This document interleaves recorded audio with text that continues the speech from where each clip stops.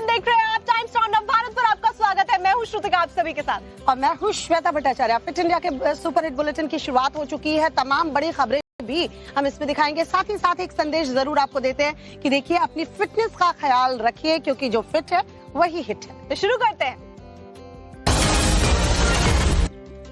और fit India के super hit bulletin में बड़ी खबर जो इस वक्त आ रही है वो आपको बताते हैं। उत्तरकाशी से खबर मिल रही है, जहां धराली आपदा के बाद अब जीपीआर रडार सिस्टम का इस्तेमाल जो है किया जा रहा है, जो लापता लोग हैं उनकी तलाश के लिए। आपको बता दें कि मलबे के नीचे अभी भी काफी लोग दबे हुए हैं और उनकी पहचान करने के लिए, उन्हें ढूंढने के लिए जीपीआर रडार सिस्टम का इस्तेमाल अब किया जाएगा, ताकि जल्द से जल्द लापता लोगों को निकाला जा सके। जीपीआर रडार जो है वो उत्तरकाशी धराली पहुंच चुका है। अभी तक 480 लोगों को निकाला जा चुका है, रेस्क्यू उनका किया जा चुका है। इस बीच सर्च ऑपरेशन को और मजबूती देने के लिए हैदराबाद से जीपीआर रडार जो है धराली पहुंच चुका है।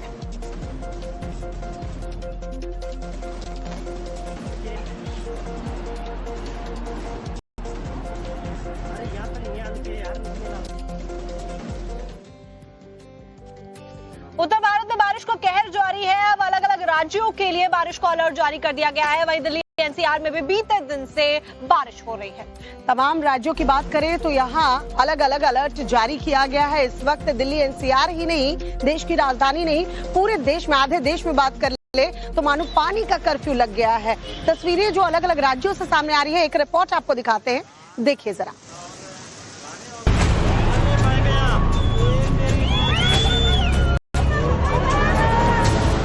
उत्तर से दक्षिण तक आसमानी आफत, पानी की विनाश लीला से मचा हाहाकार।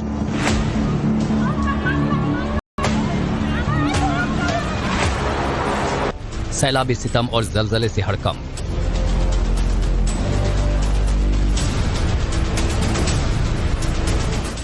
अगस्त में आफत, जारी मूसलाधार प्रहार।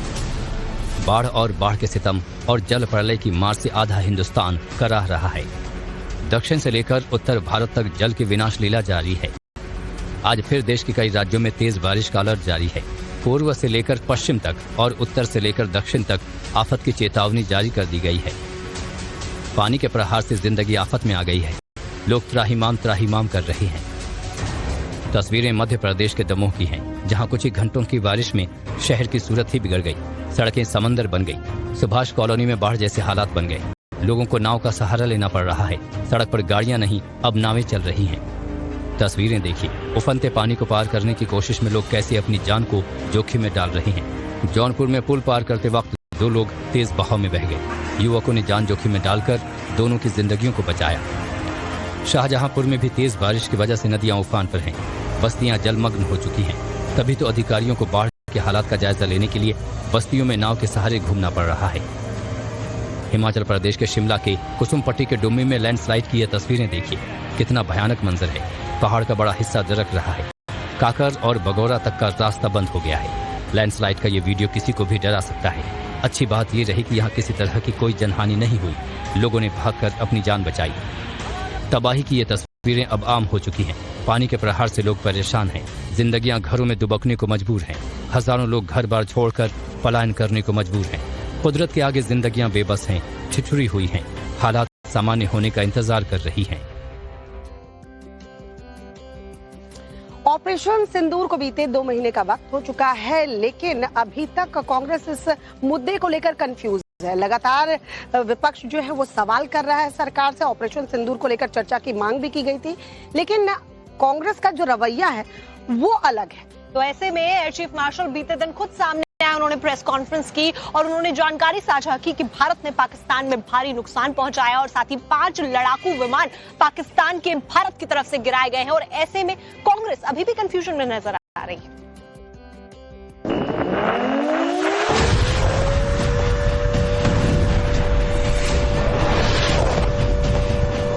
ऑपरेशन सिंदूर ने मचाई पाकिस्तान में तबाही। एयर चीफ मार्शल ने बताई मिशन की सच्चाई। दुश्मन के 5 फाइटर विमान को किया धराशायी। विपक्ष को आईना, ऑपरेशन को बताया संपूर्ण। ऑपरेशन सिंदूर को लेकर मोदी सरकार को कटघरे में खड़ा करने वाले विपक्ष के दावे आज एक बार फिर खोखले साबित हुए हैं। We have indication of at least one AEWNC in that AEWC hangar and a few F-16s which were under maintenance there. Apart from these, the SAGW systems, mostly from, I'm talking about fighter aircraft are from S-400. We have at least 5 fighters confirmed kills and 1 large aircraft, which could be either an Elint aircraft or an AEWNC aircraft, which was taken on at a distance of about 300 kilometers. This is the actually largest ever recorded surface-to-air kill that we can talk about. Air force के air chief marshal Amarpreet Singh ने press conference करके विपक्ष के दावों की पोल खोल दी। Air chief martial ने किसी का नाम नहीं लिया, लेकिन सेना के शौर्य पर सवाल उठाने वाले विपक्ष को भी तगड़ा मैसेज दे दिया। उन्होंने कहा कि ये सब संभव तभी हो पाया जब हमारे पास एक मजबूत लीडरशिप है। There was very clear political will, very clear directions which were given to us, and there were no kind of restrictions which were put on us. Many people have spoken somewhere. Unfortunately, everybody is speaking about it. कि कुछ ना कुछ मैं बोल दूंगा इस बारे में. So there have been talks about was there any restriction? Were you kept constrained? If there were any constraints, they were self-made. इधर IAF चीफ के खुलासे के बाद भी कांग्रेस के सवालों में कमी नहीं आई है। कांग्रेस के वरिष्ठ नेता जयराम रमेश ने कहा कि एयर चीफ मार्शल का एक के बाद एक नया खुलासा और अधिक चौंकाने वाला हो जाता है कि प्रधानमंत्री ने 10 मई की शाम को अचानक ऑपरेशन सिंदूर क्यों रोक दिया। तो वहीं कांग्रेस के वरिष्ठ नेता उदित राज ने भी कहा कि सरकार के विदेश मंत्री ने खुद ही बता दिया था कि भारत पाकिस्तान के आतंकी ठिकानों पर हमला कर रहा है, जिससे बड़े आतंकी वहां से भाग निकले। जो आतंकवादी ठिकानों पर हमला किया हमने, पहले हमारा ये खुफिया गिरी कर दिया हमारे ही देश के विदेश मंत्री, और अजहर मसूद और हाफिज सईद भाग निकले। वो तो घूम रहे हैं कराची में, इस्लामाबाद में घूम रहे हैं, वही मास्टरमाइंड है। तो आप ये बताइए कि बिल पावर, आप ही बताइए बिल पावर क्या है। ऑपरेशन सिंदूर पर सियासत कम होने का नाम नहीं ले रही। विपक्ष न जाने कैसी राजनीति कर रहा है, उसे अपने ही एयरफोर्स के चीफ की बात पर भरोसा नहीं है।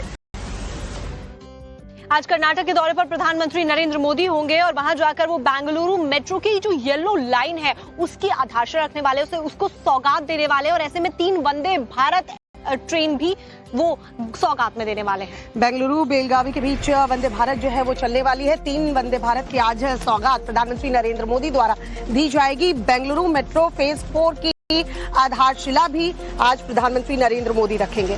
आपको बता दें कि इस दौरान पीएम मोदी साउथ को करोड़ों रुपए की विकास कार्यों की सौगात भी देने जा रहे हैं। इस मौके पर रेल संपर्क को बढ़ावा देने वाले कई बड़ी परियोजनाओं का भी उद्घाटन पीएम करने वाले हैं। देश को आज एक साथ 3 वंदे भारत ट्रेन भी मिलने वाली है। एक रिपोर्ट आपको दिखाते हैं, देखिए जरा।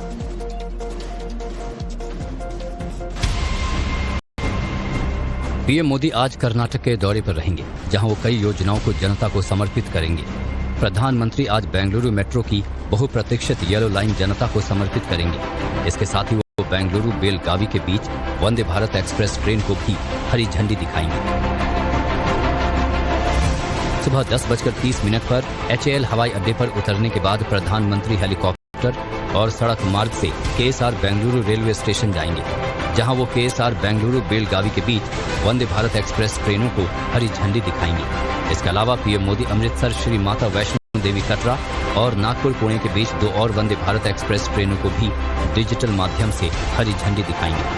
PM Modi RV road metro station से येलो लाइन का उद्घाटन भी करेंगे। पीएम मोदी के दौरे से पहले रेल मंत्री अश्विन वैष्णव बेंगलुरु पहुंचे, जहां उन्होंने उन वंदे भारत एक्सप्रेस का निरीक्षण किया जिसे पीएम मोदी आज हरी झंडी दिखाएंगे। It's a matter of great happiness that a long pending demand for Vande Bharat between Belgavi and Bengaluru will be flagged off by Honorable Prime Minister Shri Narendra Modi ji tomorrow. This will provide very good connectivity to North Karnataka and Bengaluru, which is the IT capital of the country. Tomorrow 2 more trains will be flagged off. प्रधानमंत्री आज Bengaluru metro phase 4 की आधारशिला भी रखेंगे। 15,610 करोड़ की ये महत्वाकांक्षी परियोजना 44 किलोमीटर से अधिक लंबी होगी और इसमें 31 एलिवेटेड स्टेशन होंगे। ये परियोजना शहर के आवासीय, औद्योगिक, वाणिज्यिक और शैक्षणिक क्षेत्रों की परिवहन जरूरतों को पूरा करेगी। इलेक्शन कमीशन को लेकर राहुल गांधी लगातार हमलावर हैं, उस पर सवाल खड़े कर रहे हैं। अब अखिलेश यादव भी इसी लाइन पर आ चुके हैं। राहुल गांधी के बाद उन्होंने इलेक्शन कमीशन पर हमला बोला और कहा बीजेपी के साथ मिलकर इलेक्शन कमीशन जो है वोटों का अपहरण कर रहा है। वहीं दूसरी तरफ शरद पवार की तरफ से यह दावा किया गया है कि महाराष्ट्र चुनाव के दौरान उनके पास में 2 शख्स आए थे जिन्होंने 160 सीट जिताने की बात कही थी और ऐसे में इनका जब ये बयान आया है तो भूचाल आ गया है। चुनाव आयोग पर राहुल गांधी के गंभीर आरोपों के बाद से ही देश की सियासत गर्म हो गई है। बीजेपी लगातार राहुल गांधी पर हमलावर हो गई है, तो चुनाव आयोग भी अब राहुल के खिलाफ सख्त हो गया है। चुनाव आयोग ने कहा कि राहुल गांधी या तो नियमों के अनुसार डिक्लेरेशन दे या फिर अपने झूठे आरोपों के लिए देश से माफी मांगे।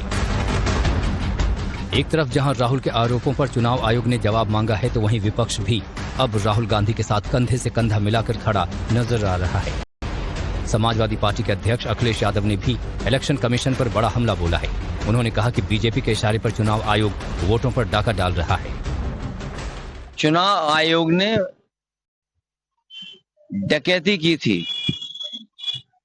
या वोटों का अपहरण किया था और बाई इलेक्शन में जिसमें सभी अधिकारी मिलकर के सरकार के इशारे पर और चुनाव आयोग की उन्होंने कोई परवाह नहीं की। शिवसेना यूबीटी के नेता आदित्य ठाकरे ने कहा कि राहुल गांधी ने जो दिखाया है वो खोखले दावे नहीं है। उन्होंने वोट चोरी का पर्दाफाश किया है। हम ये पहले से ही कहते आए हैं, बहुत दिनों से कह रहे हैं और ये हम सिर्फ हारने के बाद नहीं तो लोकसभा में जो हमारा परफॉर्मेंस रहा उसके बाद भी हमने कहा है कि देश भर में कहीं ना कहीं वोटों की चोरी हुई है। कहीं ना कहीं चुनाव आयोग जो है वो भाजपा के कार्यालय से ही चलता है, भाजपा के दफ्तर से चलता है। राहुल गांधी के वोट चोरी के आरोपों के बीच एनसीपी-एस के अध्यक्ष शरद पवार ने एक चौंकाने वाला दावा किया है। उन्होंने कहा कि महाराष्ट्र विधानसभा चुनाव की घोषणा से पहले 2 लोग दिल्ली में मुझसे मिलने आए थे। उन्होंने मुझसे कहा था कि महाराष्ट्र के 288 सीटों में से हम आपको 160 सीटों की गारंटी देते हैं। मैं हैरान था, सच कहूं तो मुझे चुनाव आयोग पर कोई शक नहीं था। इसके बाद मैं उन लोगों और राहुल गांधी के साथ एक बैठक तय की। वो जो कुछ भी कहना चाहते थे उन्होंने राहुल गांधी के सामने कहा, लेकिन राहुल गांधी और मेरी राय थी कि हमें इस पर ध्यान नहीं देना चाहिए, ये हमारा रास्ता नहीं है। शरद पवार के बयान पर महाराष्ट्र के मुख्यमंत्री देवेंद्र फडणवीस ने पलटवार करते हुए कहा कि ये समझ नहीं आता है कि ये सब बातें इतने दिनों बाद कैसे याद आती हैं। पहिल्यांदा मला हे लक्षात येत नाहीये की इतक्या दिवसानंतर पवार साहेबांना राहुल गांधींना भेटल्यावरच ती आठवण का आली। इतके दिवस ते बोलले नाहीत आणि आज अचानक बोलले। राहुल गांधी ज्याप्रमाणे सलीम जावेदच्या कहाण्या तयार करून त्यांच्या स्क्रिप्टवर त्या ठिकाणी रोज नवीन कपोलकल्पित कहाण्या सांगतायत, तशा प्रकारची अवस्था पवार साहेबांची तर झाली नाही ना। चुनाव आयोग के ऊपर राहुल गांधी के आरोपों के बाद देश की सियासत गर्मा गई है। एनडीए और इंडिया गठबंधन के बीच एक बार फिर वोट युद्ध छिड़ गया है। ये युद्ध चुनावी नहीं, जुबानी है। कुलगाम में सुरक्षा बलों की आतंकियों के साथ में मुठभेड़ जारी है। आज 10वां दिन है ऑपरेशन अखल का। ऑपरेशन अखल के तहत 2 आतंकवादी अभी तक मार गिराए गए हैं। हालांकि 2 जवान भी शहीद हुए, 3 जवान घायल बताए जा रहे हैं। लेकिन अखल के जंगलों में बताया जा रहा है कि इस वक्त और भी आतंकवादी छिपे हो सकते हैं, इसलिए ऑपरेशन जो है अभी भी जारी है। आपको ये बता दें कि चूंकि ऑपरेशन अभी भी जारी है और ऐसे में आतंकियों को घेर रखा है जवानों की तरफ से जंगलों में, और आतंकियों और जवानों के बीच में लगातार मुठभेड़ हो रही है। जवान आतंक का मुंहतोड़ जवाब दे रहे हैं।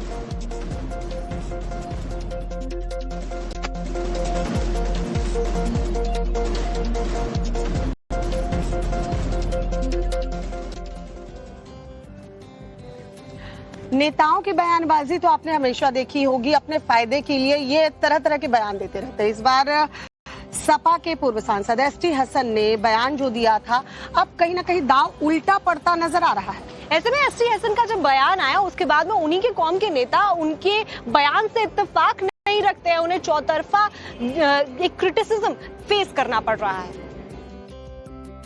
उत्तराखंड में और हिमाचल प्रदेश में दूसरे के मजहब का कोई सम्मान नहीं हो रहा। इस दुनिया को चलाने वाला कोई और है, और जब उसका इंसाफ होता है तो फिर वो आदमी कहीं से भी अपने को नहीं बचा पाता। समाजवादी पार्टी के पूर्व सांसद एसटी हसन के बेतुके बयान पर अब हर तरफ उनकी छीछालेदर हो रही है।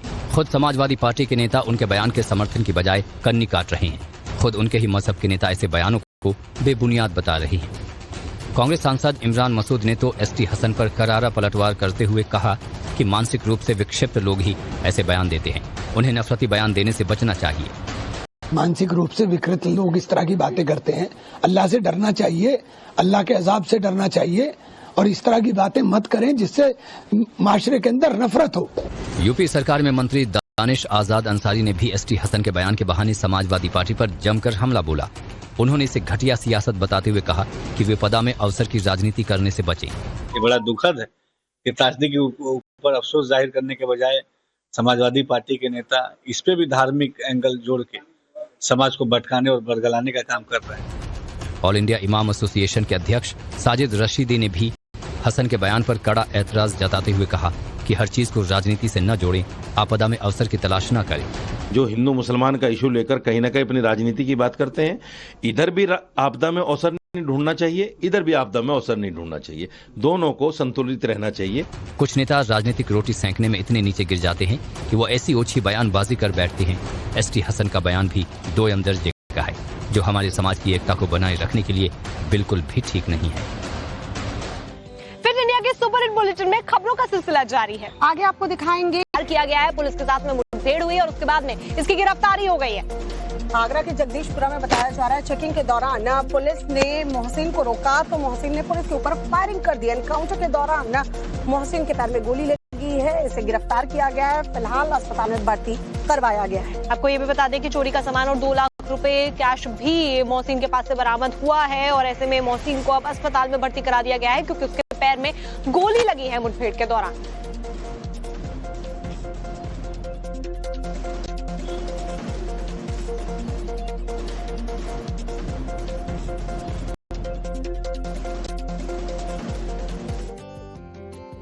आगरा के बाद यूपी के मुजफ्फरनगर की बात करते हैं। यहाँ भी पुलिस की अपराधियों के साथ मुठभेड़ हुई है। मुठभेड़ के दौरान अपराधी जो है वो पुलिस के ऊपर फायरिंग कर रहे थे और जवाबी कार्रवाई पुलिस को भी करनी पड़ी। तो ऐसे में जब जवाबी कार्रवाई हुई है और फायरिंग हुई है तो इसमें जो बदमाश है वो भी घायल हुए हैं। आपको रिपोर्ट दिखाते हैं।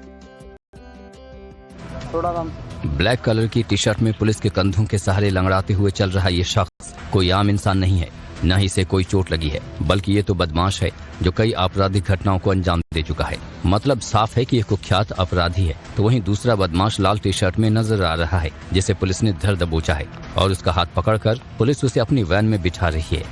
ये तस्वीरें यूपी के मुजफ्फरनगर से सामने आई हैं, जहां मुजफ्फरनगर के मंडी इलाके में पुलिस और बदमाशों के बीच मुठभेड़ हो गई। पुलिस ने जब बाइक सवार बदमाशों को रोकने की कोशिश की तो बदमाश पुलिस की टीम पर फायरिंग करने लगे। फिर क्या था, जवाबी कार्रवाई में पुलिस को भी गोली चलानी पड़ी। एनकाउंटर के दौरान एक बदमाश के पैर में गोली लगी। पुलिस ने बदमाश को हिरासत में ले लिया। पुलिस टीम कई स्थानों पे चेकिंग कर रही थी। चेकिंग के दौरान बदमाशों में मुठभेड़ हुई, जिसमें 2 बदमाश पकड़े गए हैं। पकड़े गए बदमाशों का नाम क्रमशः हर्ष चौधरी और नमन। जानकारी के मुताबिक इन दोनों बदमाशों पर इलाके में फायरिंग कर दहशत फैलाने का आरोप था, जिसकी शिकायत स्थानीय लोगों ने पुलिस से की, जिसके बाद पुलिस जांच में जुटी। जब पुलिस मुजफ्फरनगर के मंडी इलाके में चेकिंग कर रही थी तभी तेज रफ्तार बाइक सवार इन दोनों को पुलिस ने रुकने का इशारा किया तो ये दोनों भागने लगे। पुलिस को पीछे आता देख ये दोनों बदमाश बाइक छोड़कर पचेड़ा के जंगलों में छुप गए, जिसके बाद पुलिस की तरफ से कार्रवाई करते हुए एनकाउंटर के जरिए पचेड़ा के जंगल से दोनों को गिरफ्तार किया गया। दोनों बदमाशों की पहचान हर्ष चौधरी और नमन कुमार के रूप में हुई है, जो पंजाब के रहने वाले हैं। पुलिस को बदमाशों के पास से पिस्टल, तमंचा, कारतूस और बाइक बरामद हुई है। पुलिस इन बदमाशों की लंबे समय से तलाश कर रही थी, जिन पर पहले से ही कई आपराधिक मामले दर्ज थे। फिलहाल गिरफ्तार बदमाशों से पुलिस की पूछताछ जारी है। एमपी के टीकमगढ़ में 2 पक्षों के बीच में जमकर विवाद हुआ। लात घूसे चले, हाथापाई हुई।